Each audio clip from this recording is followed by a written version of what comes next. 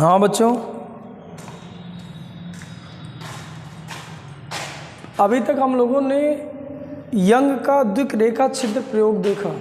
1801 ईस्वी में यंग साहब ने प्रकाश का व्युत्करण प्राप्त करने के लिए एक बढ़िया प्रैक्टिकल करा, जिससे व्युत्करण भी प्रूव हो गया, लेकिन उससे और चीज़ें भी निष्कर्ष निकल के आई। जैसे मैं लिखवा चुका हूँ पहले वाले वीडियो में, उसमें लास्ट में मैंने ये लिखवाया था कि अगर हम फ्रिंज चौड़ाई नाप लें, यानी जो दीप्त और अदीप्त पट्टियाँ मिलती हैं, तो किन्हीं दो क्रमागत दीप्त ले लें पट्टियाँ, दो पट्टियाँ मिली दीप्त पट्टियाँ, तो दो क्रमागत अदीप्त पट्टियाँ ले लें, उनके बीच की जो लंबाई उसे हम फ्रिंज चौड़ाई कहते हैं। अगर उसको हम लोग नाप लें तो क्या हुआ करता है कि प्रकाश की तरंगदैर्घ्य का निर्धारण किया जा सकता है, जो बहुत बड़ा टर्निंग पॉइंट था इस प्रैक्टिकल का, इस प्रयोग का। तो चलिए हम इसको देखें कैसे निर्धारित करेंगे, कैसे इसका निर्धारण करते हैं। तो यंग का जो प्रयोग था, यस उसने एक वर्णी प्रकाश स्रोत लिया था, यहाँ से उसने समान दूरी पर दो छिद्र और एक पर्दे पर बना लिए थे। इसको हमने S1 कहा था, इसको हमने S2 कहा था, इसको हम स्लिट कहेंगे, स्लिट। और इन स्लिटों की जो बीच की दूरी होती है उसे स्मॉल डी से दिखा देंगे, यानी स्लिटों के जो बीच की दूरी है, यानी S1 से S2 के जो बीच की दूरी है स्मॉल डी। ऐसे करके दो पर्दे पर और छिद्र लिया था।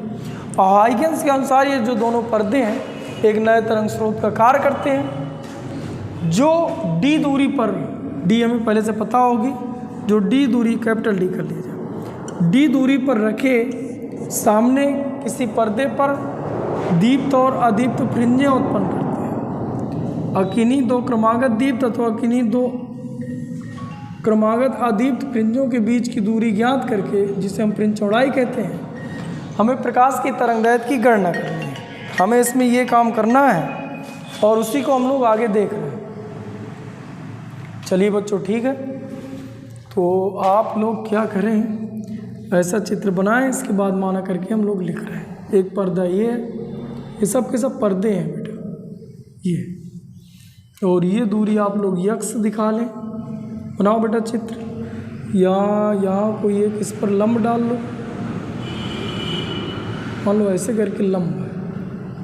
लंब डालने से फ़ायदा क्या होगा, यहाँ से लेके यहाँ तक की जो दूरी है और यहाँ से लेके यहाँ तक की जो दूरी है आपस में बराबर है, यानी ये वैल्यू इस वैल्यू के बराबर हो जाएगी। यानी यहाँ से लेके यहाँ अगर ए मान लूँ तो ये से यहाँ तक की जो दूरी है वो इन दोनों पथों के बीच का अंतर है। मतलब मैं लिख सकता हूँ पथांतर बराबर लिख सकता था, यानी पथांतर है आपका S2A, ये है बेटा, ये जो है हम P से S2 को घटाएँ हैं और P से S1 को घटाएँ हैं, P से S1 को घटाएं तो इनके बीच का जो अंतर आया था उसको हम लोग पथांतर कहें। और दीप्त और अदीप्त फ्रिंजों के लिए पथांतर अलग अलग में पता होता है, पहले वाले वीडियो में मैंने दिया था। तो हमें यहाँ पथांतर से एक फ़ायदा मिल जाएगी, मतलब ये जो हेडिंग पड़ी है ये काम पूरा हो जाएगा।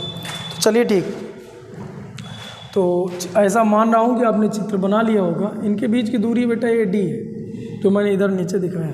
अब लिखो, लिखिए, माना यस, लिखते जाओ, यूपी बोर्ड के अकॉर्डिंग बहुत ही इम्पोर्टेंट है। माना यस एक वर्णी प्रकाश स्रोत है, एक वर्णी प्रकाश स्रोत है जिससे चलने वाली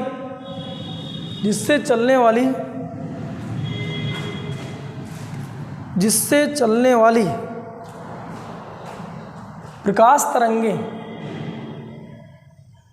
S1 S2 पर पड़ती हैं, S1 S2 पर पड़ती हैं। चूंकि यस से S1 व S2 की दूरी समान है, चूंकि यस से S1 व S2 की दूरी समान है, अतः इन पर प्रकाश तरंगें समान कला में पहुंचेंगी। इस पर प्रकाश तरंगें यानी S1 S2 पर प्रकाश तरंगें समान कला पर पहुंचेंगी। समान कला पर पहुंचेंगी। हाइगेंस के अनुसार हाइगेंस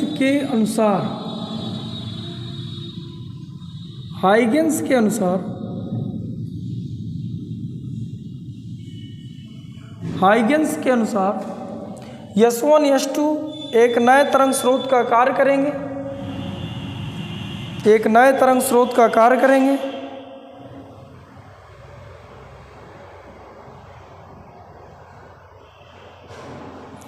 जिससे निकलने वाली द्वितीयक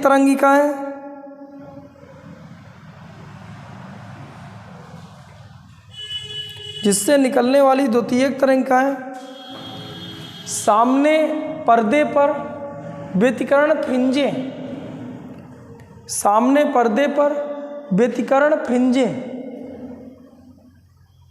फ्रिंजें बनाती हैं।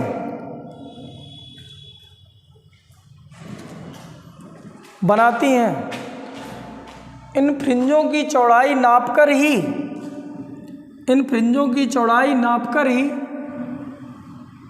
प्रकाश की तरंगदैर्घ्य का निर्धारण करना है।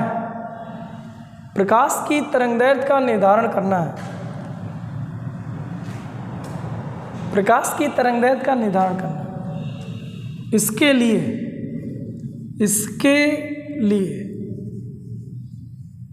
और डैश करके छोड़ दो। चित्र आपका बना ही है, पहले आप पथांतर लिखो ये। चलिए ठीक है, बहुत अच्छा। इसके बाद आप लिखिए इधर पे जो एक त्रिभुज आपको दिख रहा होगा, त्रिभुज आपको दिख रहा है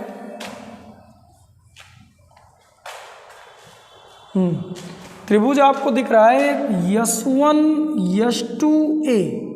वह एक त्रिभुज आपको और दिख रहा होगा, यहाँ कुछ नाम दे दो, इसका नाम दे दिया जाए, मान लो C दे दो, यहाँ पर आप O दे दो। तो एक त्रिभुज है COP, समरूप त्रिभुज है। अगर ये समरूप त्रिभुज है तो हमें पता है कि समरूप त्रिभुज की प्रमेय। समरूप त्रिभुज क्यों है? आप देखिए बेटा, ये 90 अंश है तो इधर ये 90 अंश है। लंब खींचो, यहाँ से यहाँ मैंने ये दूरी आपस में बैच करने के लिए यहाँ से लंब खींच दिया। दूसरा आपका ये थीटा है तो इधर ये थीटा है, तो समरूप त्रिभुज है भाई। ऐसे दो त्रिभुज जिनके कोई दो कोण आपस में बराबर हो, समरूप त्रिभुज कहलाते हैं। दो कोण बराबर होंगे, तीसरा ऑटोमेटिक बराबर होता है। ऐसा मतलब कुल मिला के ऐसे दो त्रिभुज जिनके तीनों कोण आपस में बराबर हो, समरूप त्रिभुज कहलाते हैं। असमरूप त्रिभुज की प्रमेय होती लंब बटे लंब बराबर आधार बटे आधार बराबर कर्ण बटे कर्ण। आप देखिए इधर से थीटा के सामने लंब, यानी मैं लिख दूँ सीधे S2A बटे इस वाले थीटा के सामने, इस वाले त्रिभुज में लीजिए, इस वाले त्रिभुज थीटा के सामने कुल मिला के x बराबर कर्ण कर लिया जाए, कर्ण थीटा के सामने यहाँ 90 अंश के सामने, तो 90 अंश के सामने यानी S1 S2 लिखा है, जिनके बीच की दूरी हम लोग d मान के रखें, बराबर इस थीटा के सामने कुल मिला के C से P तक की दूरी ये। अब बच्चों आपको मैं बता दूं, जो ये P की पोजीशन है और O की पोजीशन है, जब हम लोग रियल में देखते हैं ये बहुत पास ऐसे ऐसे मिला करते हैं, बहुत पास। इसको ये समझो कि मैं जूम करके बनाया हूँ, तो यानी अगर बहुत पास है, जैसे ऐसे मान लो एक पॉइंट यहाँ पर है, दूसरा पॉइंट यहाँ पर, अब ऐसे मैं खींच दूँ तो ये दूरी और ये दूरी लगभग बराबर होती है, बहुत माइन्यूट सा अंतर होता है। वही चीज़ इसमें भी है। तो चूंकि हमें पता है कि हम ऐसे भी लिख सकते हैं कि जो C से P के बीच की दूरी है और लगभग C से O के बीच की दूरी है, यानी दोनों पर्दों के बीच की दूरी है जो D के बराबर है। C से O तक के बीच की दूरी है, जो पर्दों के बीच की दूरी D कहलाएगी। तब हम लोग लिख सकते हैं S2A बराबर D/CP कैपिटल D और तिर्यक गुणा इधर से x। और ये जो S2A है उसको हम लोग क्या कहते हैं? पथांतर। इसका मतलब हम लोग लिख सकते हैं कि जो पथांतर है वो D/D इंटू x है। बहुत बड़ी बात है, आगे हम लोग इसी से पूरी कहानी पढ़ेंगे। चलिए ठीक, लिखो बेटा, कंप्लीट करिए। हे प्रभु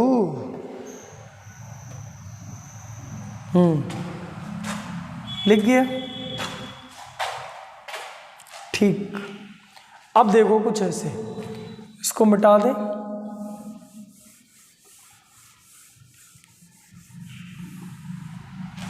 ये लिख गया तो इसको भी मिटा दें। अब आप लोगों का पथांतर आया था, पथांतर आपका आ गया था, कुछ ऐसे लिखे होंगे पथांतर, यानी आपको मिल गया था कितना, बराबर d/d इंटू x, ये मिला था पथांतर। अभी अभी आपने लिखा था d/d इंटू x, पथांतर मिला था। अब देखते हैं थोड़ी,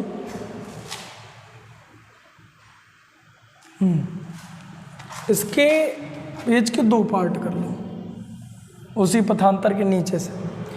यहाँ पर हम दीप्त फ्रिंजों के लिए लिख लें, दीप्त फ्रिंजों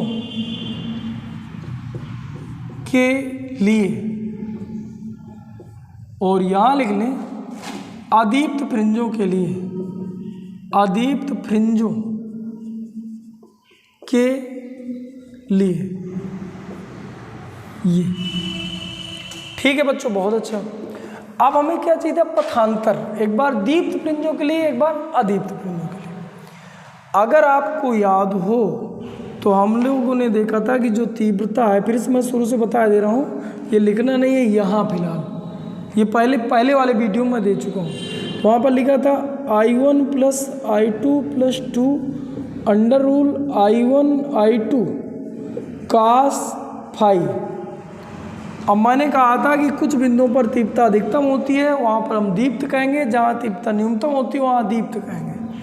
तो अगर दीप्त के लिए अगर मिनिमम मान चाहिए, इसका मैक्सिमम मान चाहिए, तो ये डिपेंड करता है फाई पर। इसका मतलब उस टाइम पर जो cos φ है उसका मान +1 हो जाए तो मैक्सिमम वैल्यू मिलती है, और कम से कम चाहिए तो यहाँ पर जो cos φ है उसका मान हो जाए -1, तो कम से कम मिलता है।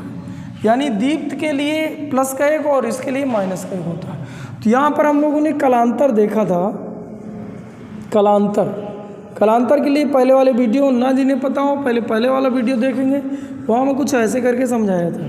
ये अगर ये आपका 0 है, ये 90 है, ये 180 अंश है, ये 270 अंश है, ये 360 अंश है, ऐसे ऐसे बढ़ता रहता है। तो cos का ये मान प्लस का होता है, ये 0 होता है, ये -1 होता है, ये 0 होता है, ऐसे ऐसे होता है। यानी cos का, यानी अगर फाई का मान मैं रख दूँ 0 तब भी +1 आता, फिर मैं इसे पूरा घूम के फिर यहीं आ जाऊँ, मतलब पूरा एक चक्कर घूमने में 2π होता है, तो 2π रख दूँ तो फिर से यहाँ 2π से ऐसे ऐसे घूमते घूमते फिर 2π घूम जाऊँ तो 4π हो जाए, तो फिर से +1 आए, फिर ऐसे घूमते घूमते फिर से घूम जाऊँ तो 6π रख दूँ तो फिर से 1 आ जाता है। ये कलांतर होता है। मुझे आप पथांतर रखना, अभी मैं तुम्हें समझाया रहा हूँ, अभी रखूँगा डायरेक्ट, चलिए ठीक। लेकिन अगर मुझे -1 चाहिए तो ये होता है, यहाँ से यहाँ तक हम पाई कहते हैं, यानी पाई का मान यदि मैं पाई रख दूँ यानी 180 अंश पाई, तो भी इसका मान -1 होगा। फिर यहाँ पाई था बेटा, फिर यहाँ से घूम के फिर से यहाँ पूरा एक राउंड घूमने में 2π होता है, यहाँ पाई था, पाई से हम कैलकुलेशन चालू किए, पूरा एक राउंड घूमा तो पाई + 2π, कुल मिला के पाई और 2π 3π बन गया। चलिए 3π हो गया, फिर से एक राउंड घूम जाओ तो फिर से 2π जुड़ जाए, तो 3π में 2π जुड़ा, मतलब कुल मिला के 5π। नहीं आ रहा है यार, यहाँ कितना है पाई, मैं कह रहा हूँ यहाँ से लेके यहीं आ जाओ घूम के पूरा, तो एक राउंड घूमे ना तो +2π घूम गए, तो अगला जो मिलेगा वो 3π होगा।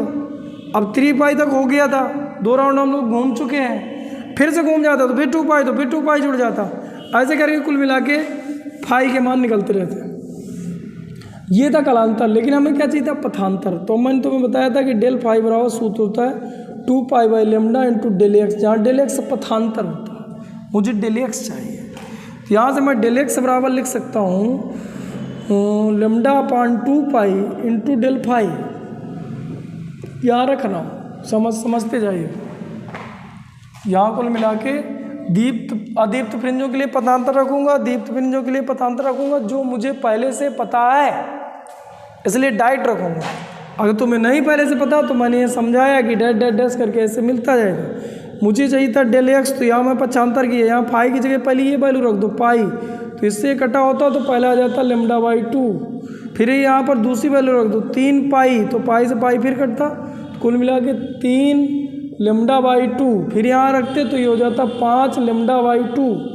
ऐसे रखते रखते रहते इसके अदीप्त प्रिंजों के लिए पथांतर मिलता रहता है।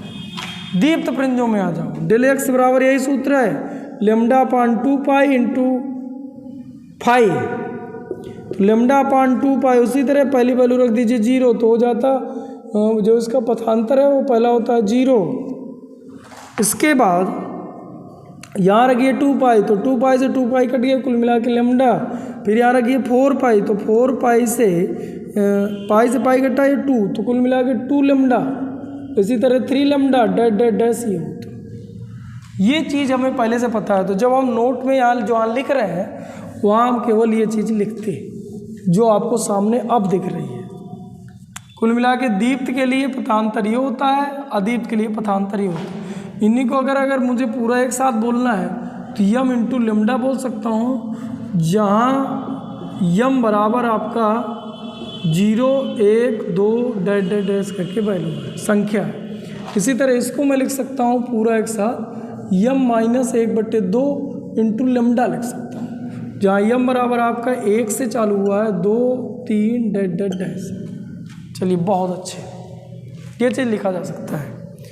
अब आप सोचो कि मुझे पथांतर पता है, तो इस वैल्यू को उठा के पथांतर की जगह रख दूं तो दीप्त के लिए मिल जाए, और ये वैल्यू उठा के पथांतर की जगह रख दूं तो अदीप्त के लिए यक्स का मान मिल जाए। तब हम लोग यहाँ रखें यम इंटू लेमडा बराबर डी अपान डी इंटू जो यक्स यम कौन सी वाली है वही यम। जैसे मान लिया मैं 3 लेमडा रखूँ, इसका मतलब तीसरी पोजीशन हमें मिल रही, दीप्त की तीसरी पोजीशन। पहली तो अपनी 0 में मिलती है, एक बार चित्र से आपको और स्पष्ट करूँगा। तो कुल मिला के यहाँ एक्सियम बराबर लिखा जा सकता है बड़ा वाला डी अपान छोटा वाला डी इंटू यम लेमडा, ऐसे करके लिखा जा सकता है। चलिए ठीक, यहाँ इसी तरह देखिए तो ये वैल्यू उठा के पथांतर की जगह रख दो, यानी यम माइनस 1/2 इंटू लेमडा बराबर स्मॉल डी बटे कैपिटल डी इंटू यक्स। तो यक्स बराबर लिखा जा सकता है बड़ा वाला डी अपान स्मॉल वाला डी माइनस 1/2 इंटू लेमडा, ये लिखा जा सकता है यमी फ्रिंज के लिए। यहाँ यम का मान रख लिया तो यमी फ्रिंज के लिए है, ये रख लिया। यमी अदीप्त फ्रिंज है, यमी दीप्त फ्रिंज। हाँ, अब क्वेश्चन क्या था, मतलब हेडिंग क्या थी, फ्रिंज चौड़ाई नापकर प्रकाश की तरंगदैर्घ्य ज्ञात करना। फ्रिंज चौड़ाई नापकर प्रकाश की तरंगदैर्घ्य ज्ञात करना, हेडिंग अपनी ये थी। इसका मतलब अभी हमें क्या चाहिए, फ्रिंज चौड़ाई चाहिए। तो फ्रिंज चौड़ाई क्या है पहले तो ये समझें, फ्रिंज चौड़ाई, और इसके बाद हम लोग हल करें उत्तर आ जाता है। चौड़ाई को W से व्यक्त करते हैं। तो क्या हुआ करता है कि अभी हम लोगों ने एक चित्र देखा था, यहाँ आपका यशवंत था, जो आपका चित्र अभी बना है वही वाला है, अलग से बात नहीं कर रहे। इनके बीच की दूरी D थी, एक इधर पर्दा था, और हमने देखा था कि यहाँ पर ये यंग का प्रयोग, इसके पहले वाला वीडियो देखिए, यंग का प्रयोग, उसमें मैंने प्रयोग अलग से ही डाल के देखा था। तो यहाँ पर आपको दीप्त फ्रिंज मिली थी, फिर आपको अदीप्त मिली थी, फिर दीप्त मिली थी, फिर अदीप्त मिली थी, ऐसे करके मिली थी। ये दीप्त जो ये गोला करके है, जो बीच में खाली है वो दीप्त है, जो पूरी डार्क है वो अदीप्त है। सेंटर पे जो मिली थी वो मिली थी दीप्त, देखो इसीलिए 0 मिल रहा है। इसके बाद ये, फिर इसके बाद ये, तो एक दीप्त ये, दूसरी दीप्त ये, इनके बीच की 2 क्रमागत कोई भी दीप्त फ्रिंजें ले ली जाएं, उनके बीच की जो दूरी होती है इस दूरी को W कहते हैं। यहाँ है जो, या किन्हीं 2 क्रमागत अदीप्त ले लें, मान लो ये और ये ले लो, एक अदीप्त ये, दूसरा अदीप्त है, तो ये भी W ही है, इसे फ्रिंज चौड़ाई कहते हैं। अब हमें इनकी पोजीशन पता चल गई। जैसे मुझे ये वाली पोजीशन है, अगर ये वाली पोजीशन तो ये सेंटर वाली है 0 वाली, ये वाली पोजीशन पहली वाली, तो यहाँ एक एक रख के हम ये निकाल सकते थे। इसके बाद मान लो अदीप्त मिलता, फिर यहाँ दीप्त मिलता, ये दीप्त मिलता है ये। तो कुल मिला के मुझे इनके बीच की दूरी चाहिए, मान लो इनके बीच की दूरी चाहिए W, वो तो सेंटर से थे। अब देख क्या करूँ, अगर ये चाहिए तो पहले मैं क्या करूँ, ये पूरी चौड़ाई निकाल लूँ, फिर इधर की चौड़ाई घटा दूँ तो इनके बीच की दूरी बचती। इसका मतलब इसका सूत्र जो बनता वो सूत्र W बराबर बनता कि जो इसकी पोजीशन है कौन सी m+1 वाली, उसकी जस्ट पहले वाली पोजीशन से घटा दो -xm। मान लो ये दूसरी थी तो दूसरी यहाँ रख के उसके पहले वाली घटा दो, यहाँ 1 रख लो तो यहाँ 2 है। इन दोनों क्रमागत वैल्यू है, इनको घटा देता तो बीच की दूरी W मिल जाती। चित्र से स्पष्ट हो रहा होगा तुम्हें। चलिए ठीक है, यहाँ डिफिनीशन आप लिख सकते थे, क्या लिख सकते थे, किन्हीं दो क्रमागत दीप्त अथवा अदीप्त फ्रिंजों के बीच की दूरी को फ्रिंज चौड़ाई W कहते हैं। और W के लिए सूत्र, हाँ चलिए ठीक, बहुत अच्छा, बहुत ही अच्छा, ठीक है। अब यार ये सूत्र लगा के दोनों की चौड़ाई निकाल लो। अब चौड़ाई निकालें तो W बराबर सूत्र हो जाता है xm+1 और माइनस का xm, यम ये बेस पे है बेटा, m+1 या जहाँ यम लिखा है वहाँ एक बार m+1 रख देना, एक बार यम रख देना। तो इसको लिखा जा सकता था बड़ा वाला d बटे छोटा वाला d, और यहाँ पे यम की जगह लिख लें हम लोग m+1 इंटू लेमडा माइनस, एक बार यही उतार दो xm d/d और यम लेमडा। जब इसको मैं घटाता तो d/d यम लेमडा, एक बार मैं इसका गुणा, ये लेमडा आप इधर लिख लो, इन सभी का गुणा यम से कर लूँगा, एक बार इन तीनों का गुणा लेमडा d/d का गुणा 1 से करूँगा। तो लेमडा d/d और 1 से गुणा करते तो यही आता -d/d यम लेमडा। आप गौर से देखो तो ये वाला पार्ट कट जाता और आपका बचता लेमडा d/d, ये W का मान आता, फ्रिंज चौड़ाई का मान। चलिए आया कि नहीं आया, आया।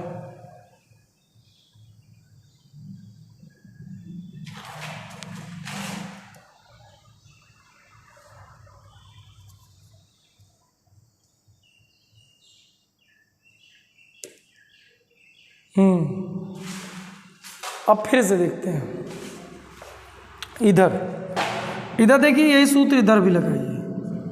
तो एक बार यम की जगह m+1 रखना है इसकी जगह, तो d/d यम की जगह m+1 -1/2 इंटू लेमडा और माइनस xm, मतलब यही उतार देना है। तो d/d यम -1/2 इंटू लेमडा। आप घटा के देखेंगे, कर लीजिएगा, लेमडा d/d ही आएगा, घटा के देख लीजिए। इसका मतलब मुझे एक बात और समझ में आई कि दो क्रमागत दीप्तों के बीच की दूरी देखूँ तो दो क्रमागत अदीप्त फ्रिंजों के बीच की दूरी देखो, दोनों सेम आती है, जिसे हम फ्रिंज चौड़ाई कहते हैं। चलिए बहुत अच्छा, और बहुत अच्छा काम हो गया। अब बेटा इन दोनों सूत्र जो एक ही आए हैं, इनसे आप देखिए, अगर मुझे लेमडा चाहिए तो मैं करूँ क्या, d/d हमें पता है, d/d है क्या, एक बार फिर से देख लें, चित्र में फिर से यहाँ स्पष्ट कर दे रहा हूँ। तो चलिए ठीक है, जो पहले मैंने ऐसे करके देखा था, एक यश था जिससे एक ओंडी प्रकाश गया था, फिर ऐसे करके मैंने 2 छिद्र करे थे जिन्हें हम स्लिट कहे थे। इसके बाद मैंने एक पर्दा और खींचा था, यहाँ पर हमने देखा था पहला दीप्त मिला था, यहाँ आपका जो फिर से कोई भी फ्रिंज मिली, ये फ्रिंज चौड़ाई नापना था, जिसकी तरंगदैर्घ्य, इनके बीच की दूरी d थी, इनके बीच की दूरी स्मॉल d थी। मेरा क्वेश्चन ये है कि d/d है क्या, कैपिटल D होता है दोनों पर्दों के बीच की दूरी। जब हम ये प्रयोग करते हैं, जब हमें तरंगदैर्घ्य ज्ञात करना होता है, तो कुछ ऐसा सिस्टम बनाते हैं तो दोनों पर्दों के बीच की दूरी हमें पता होती है, मतलब ये ज्ञात वैल्यू है। दोनों छिद्रों के बीच की दूरी हमें पता होती है, कहाँ कहाँ हमने छिद्र करा है, मतलब स्मॉल d भी ज्ञात वैल्यू है। तरंग दैर्ध्य हमें ज्ञात करना है, तो अज्ञात वैल्यू कौन है? केवल डब्लू। डब्लू क्या है? फ्रिंज चौड़ाई। मतलब पहली दीप्त मान लो यहाँ मिली, दूसरी दीप्त हमें यहाँ मिली, तो इनके बीच की दूरी पटरी से नाप लो या किसी भी तरह से नाप लो, उसको हम डब्लू कहेंगे और ये उठा के यहाँ रख देंगे डब्लू की जगह, तो लेमडा हमारा निकल आता है। इस तरह से प्रकाश की तरंगदैर्ध्य का निर्धारण किया गया, जो बहुत बड़ी अपने आप में खोज थी, बहुत बड़ी। अब देखो, प्रकाश की सहायता से वस्तुएं दिखाई देती हैं। प्रकाश इसमें पड़ रहा है, तुम्हें दिखाई दे रहा है, मैंने क्या लिखा वो दिखाई दे रहा है। अब जो जैसे कणिका सिद्धांत है, प्रकाश कणों के रूप में चलता है, कोई कण दिखाई दे रहा है क्या? इधर कोई कण टहल रहा है प्रकाश का, या तरंगों के रूप में चलता है, कौन सी तरंग दिख रही? तरंग। जैसे मैं बोलता हूँ ध्वनि तरंग है, ध्वनि तरंग तुम्हें दिखाई देती है क्या? सुनाई देती है क्या? सुनाई दी। और उसकी तरंगदैर्ध्य क्या है? जो दिखाई नहीं दे रही हो उसकी तरंगदैर्ध्य का निर्धारण करने को कहा जाए, यानी उसके आकार का निर्धारण करने को कहा जा रहा है। जो दिखाई नहीं दे रहा तो कैसे करें? और वो उसका भी निर्धारण कर ले गए, इसलिए बड़ी बात डब्लू। आई बात समझ में बच्चों? तो चलिए ठीक है, ये दोनों सूत्र यहाँ तक उतारे होंगे नोट्स में। फिर आप नीचे लिखेंगे, इसी के जस्ट नीचे आप ऐसा लिख लेंगे कि प्राप्त इस सूत्र से यह निष्कर्ष निकलता है कि यदि फ्रिंज चौड़ाई डब्लू का मापन कर लें तो लेम्डा का मान, यानी तरंगदैर्ध्य का मान निर्धारित हो जाएगा। इस प्रकार फ्रिंज चौड़ाई नापकर, जो हेडिंग पड़ी थी, फ्रिंज चौड़ाई नापकर प्रकाश की तरंगदैर्ध्य का निर्धारण किया गया। बच्चों, इससे रिलेटेड और जो चीज़ें हैं मैं आपको कल बताऊंगा। आज यहीं तक। थैंक यू बच्चों, थैंक यू।